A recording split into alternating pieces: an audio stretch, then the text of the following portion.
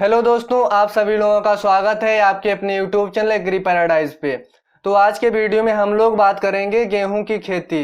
ये वीडियो हमारा गेहूं की खेती का ही है। इससे पहले हमारे वीडियो आ चुके हैं और इस टॉपिक पे हम पहुंचे थे गेहूं की खेती में बुवाई की विधियां, ठीक है। और पीछे की जो बातें थी गेहूं में क्या क्या होता है वो सभी बातें, वैरायटीज कौन सी वैरायटी होती है, ये सब पे मैं बात कर चुका हूँ। तो अब हम बात करेंगे बुवाई की विधियां, ठीक है। ये हमारा पार्ट 4 है और भाग 6वां है। ओके, अब देख लेते हैं। गेहूं की खेती जब हम करते हैं तो वहां पे हमको ये सारी चीजें याद रखनी पड़ती हैं कि भाई हमारे खेत में नमी है कि नहीं है। अगर नमी है तब तो अच्छी बात है, नहीं है तो वहां पे पलेवा करना पड़ता है, राइट। बात करते हैं गेहूं की बुवाई की विधि का चुनाव मुख्य रूप से कैसे किया जाता है। इसके लिए एक चीज आप सभी लोगों को पता है कि भाई हम जब गेहूं की बुवाई करना जैसे स्टार्ट करते हैं तो उसमें पर्याप्त मात्रा में क्या होनी चाहिए, नमी होनी चाहिए। दूसरी बात होती है ये कि उपलब्ध श्रम सुविधा। देखो, उपलब्ध श्रम सुविधाएं जो होती हैं ये क्यों इंपॉर्टेंट होती हैं, क्योंकि तुम्हारा खेत रेडी है बुवाई करने के लिए, उसमें श्रम की तो आवश्यकता होती है। क्या तुम श्रम उसमें कर पाओगे, तुम्हारे पास लेबर है, तो ये भी इंपॉर्टेंट होता है। तभी हमको खेत की आगे की बुवाई जो प्रक्रिया होती करनी चाहिए। नेक्स्ट बात करते हैं, तीसरा पॉइंट है खेती के प्रकार। दो प्रकार की खेती होती है, एक विस्तृत खेती होती है, गहन खेती होती है। ये गेहूं के अंदर की बात चल रही है, ठीक है। गेहूं की खेती के अंदर जो खेती की जाती है वो दो तरीके से की जाती है, विस्तृत खेती और गहन खेती। अब हम बात करें अगर विस्तृत खेती की, ये बड़े पैमाने पे की जाती है, अपने यहाँ ये खेती नहीं की जाती है, ठीक है। और गहन खेती जो होती है वो छोटे पैमाने पे की जाती है। ये गहन खेती जो होती है ये अपने यहाँ की जाती है। तो इंपॉर्टेंट आप लोगों को याद रखना है कि गहन खेती अपने यहाँ की जाती है और विस्तृत खेती अपने यहाँ नहीं की जाती है, ये विदेशों में की जाती है, जैसे रसिया वगैरह में। तो दो तरीके से हम गेहूं की खेती करेंगे और दो आधार पे की जाएगी। नेक्स्ट हम लोग बात करेंगे बुवाई की विधियों में कौन कौन सी बुवाई की विधि आती है। सबसे पहले बात करेंगे बौछारी।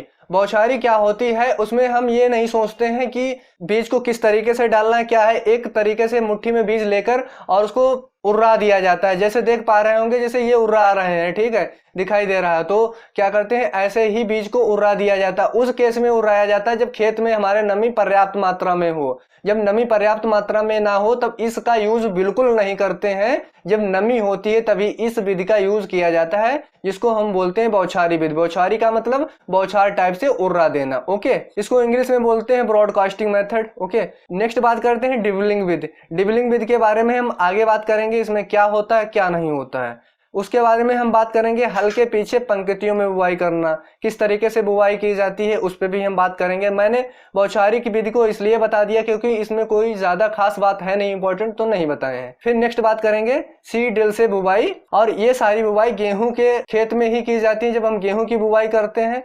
और सब में ये नहीं यूज होता, जैसे धान में जो होता है पौध रोपण किया जाता है तो वहां पे भी अलग अलग होते हैं, लेकिन जो गेहूं की बुवाई के प्रोसेस होते हैं वो यही प्रोसेस होते हैं, ओके। तो सबसे पहले हम लोग बात करेंगे हल के पीछे बुवाई करना। हल के पीछे बुवाई करने में दो मेथड इंपॉर्टेंट होते हैं, एक होता है कैरा विधि, दूसरा होता है पोरा विधि।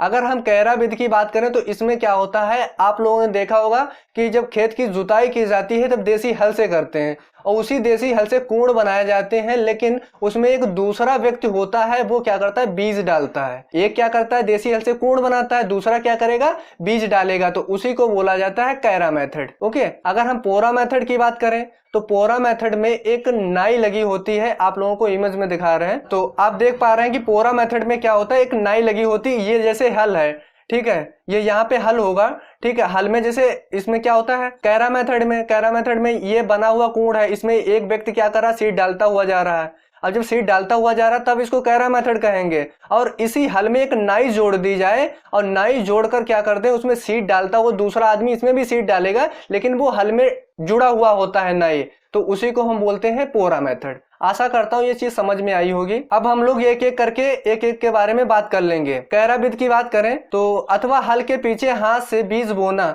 इस विधि में एक आदमी हल से कूड़ बनाता है और दूसरा आदमी वही क्या करता है, पीछे पीछे कूड़ में बीज डालता चला जाता है। कुल मिला के जो बात मैंने पहले बताई है वही बात है। नेक्स्ट बात करें पोरा विधि की, तो पोरा विधि में क्या होगा, अर्थात देसी हल के पीछे नाई बांधकर, मतलब देसी हल होगा, देसी हल के पीछे नाई बांध लेंगे और उसमें एक दूसरा व्यक्ति होगा, वो क्या करेगा, बीज डालता चले जाएगा और बुवाई होती चली जाएगी। और जो एक और व्यक्ति होता है वो बैलों को चलाता है, ठीक है। इस विधि में होता क्या है, इस विधि में नाई मतलब नाई बांधी जाती है, वो चाहे बांस की भी हो सकती है और चोंगा की भी हो सकती है, ठीक है, हल के पीछे बांधी रहती है। नेक्स्ट पॉइंट की अगर हम बात करें तो एक आदमी हल चलाता है, वही बात यहाँ पर भी लिखी है, दूसरा व्यक्ति क्या करेगा, बीज डालेगा। तो दोनों मेथड में यही होता है कि बीज तो व्यक्ति अलग अलग डालता है, अलग अलग व्यक्ति हल को चलाता है, लेकिन वो डालने का जो प्रोसेस होता है वो दोनों में अलग अलग होता है। ओके, नेक्स्ट बात करते हैं, कार्य क्षमता बढ़ाने के लिए देसी हल के स्थान पर कल्टीवेटर का प्रयोग किया जा सकता है।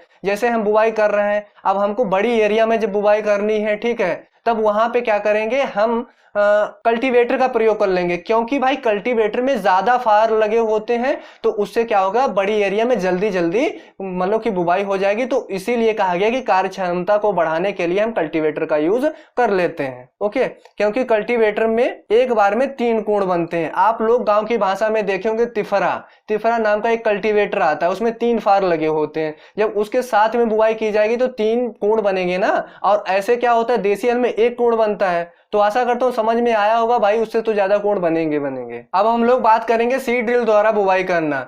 सीड ड्रिल होती क्या है, सीड ड्रिल एक मशीन होती है, आप देख रहे होंगे मशीन तो होती है, सभी लोग गांव में देखे हैं आसानी से। हाँ, अब इस मशीन में क्या होता है कि इसमें फार लगे होते हैं, फार के नीचे एकदम जहाँ पे कूण बनता है, जैसे ये आप देख पा रहे हैं एकदम कूण बनेगा नीचे, और उसी कूण के नीचे बीज पहुंच जाता है। इसके लिए जो इसमें जो गहराई होती है वो समान रूप से रखी जाती है, और इसके लिए अगर नमी खेत में पर्याप्त मात्रा में नहीं है, नमी जो है वो कैसी है, पर्याप्त मात्रा में नहीं है, तब भी ये कारगर है। लेकिन ब्रॉडकास्टिंग में क्या था कि हम वहां पे नमी पर्याप्त मात्रा में होनी ही चाहिए, क्योंकि सीड जो होते हैं ऐसे ही बिखोर दिए जाते हैं, तो उससे क्या होता है, बिखोरने से भाई ऊपर कोई है कोई नीचे है, और जो प्रॉपर होगी उसमें अच्छी तरीके से नमी होगी, तभी तो वो जर्मिनेट हो पाएंगे, मतलब उग पाएंगे, वैसे नहीं उगेंगे। तो ये चीज होती है, इसमें अगर नमी पर्याप्त मात्रा में नहीं है तब भी ये ग्रोथ कर लेते हैं, अच्छी तरीके से उग जाते हैं, पनप जाते हैं बीज और जर्मिनेट हो जाते हैं। आशा करता हूं समझ में आई होगी बात। इसमें इंपॉर्टेंट क्या है, बैलों द्वारा चलित मशीनों में एक बार में 3 कूण बनते हैं, वही वो तिफरा वाली बात, इसमें 3 फारे लगे होते हैं सीड ड्रिल में,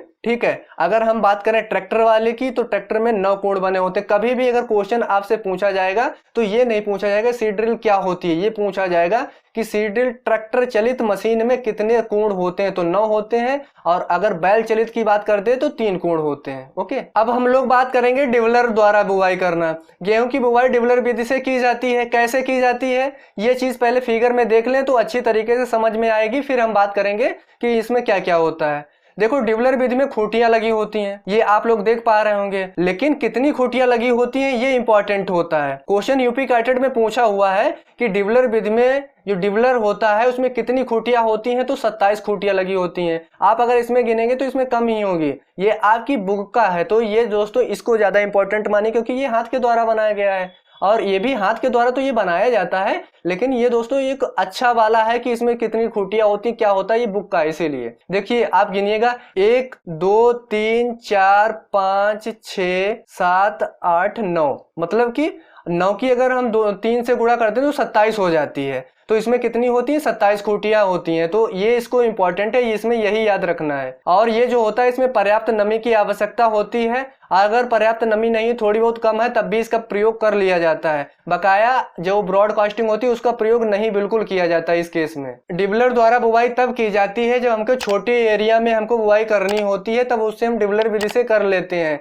मान लो जैसे आधा बीघा हो या 1 बीघा हो, उसमें अगर हम बुवाई करेंगे तो हम डिवलर विधि से आसानी से कर सकते हैं, लेकिन कहो हम एकड़ भर में कर पाए तो नहीं कर पाएंगे, क्योंकि इसकी जो कार्य क्षमता होती कम होती। अब हम देख लेते हैं इसमें क्या क्या होता है। इसमें हम बात कर लें तो ये क्या होती है, लोहे या लकड़ी के फ्रेम में होती है, लोहे का बना होगा या लकड़ी का, और इसकी जो सेंटीमीटर लंबाई होती है खूंटियों की, ये बस याद रखना है इसमें।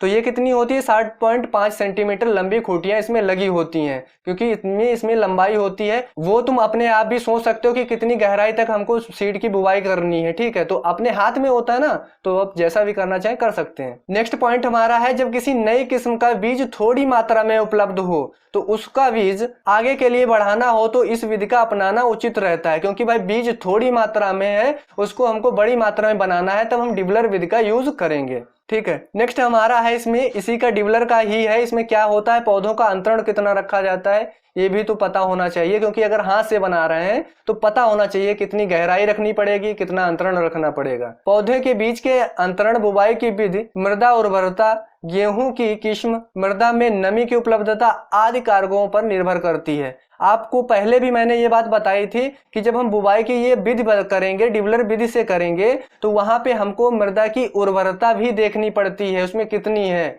ठीक है। और गेहूं की जो किस्म होती है वो कौन सी किस्म है, क्या ज्यादा गहराई पे बुवाई उसकी की जा सकती है या कम गहराई पे बुवाई की जाती है, तो ये भी हमको सोचना पड़ेगा। दूसरी बात है, मृदा में नमी की आवश्यकता तो होती ही होती कि किसी भी हम अगर बीज की बुवाई करेंगे तो वहां पे हमको जरूरी क्या होता है, उसमें जरूरी यही तो होता है कि भाई नमी पर्याप्त मात्रा में होनी चाहिए, नमी का तो मेन रोल है ही। ओके। अब हम नेक्स्ट बात करेंगे पंक्ति से पंक्ति की दूरी कितनी होती, एक पंक्ति से लेकर दूसरी पंक्ति, जैसे ये पंक्ति हो गई, दूसरी ये हो गई, इसके बीच में जो दूरी होगी वो कितनी होगी, तो दोस्तों वो होती है 20 से 22 सेंटीमीटर, ये याद रखना है ना। और कब, जब समय से बुवाई कर रहे हो तभी ये दूरी अच्छी मानी जाती है, अन्यथा ये 15 से 18 सेंटीमीटर जब हम पछेती बुवाई करेंगे उसमें मानी जाती है। मोस्ट इंपॉर्टेंट आप सभी लोगों के लिए रहेगा बोने की गहराई, जो डिबलर विधि से हम बुवाई करेंगे तो उसमें गहराई कितनी होनी चाहिए, तो वो 4 से 5 सेंटीमीटर की होनी चाहिए। ठीक है, इसको टिक कर लीजिए या अपनी नोटबुक पे नोट कर लें, ये ज्यादा इंपॉर्टेंट है आप सभी लोगों के लिए।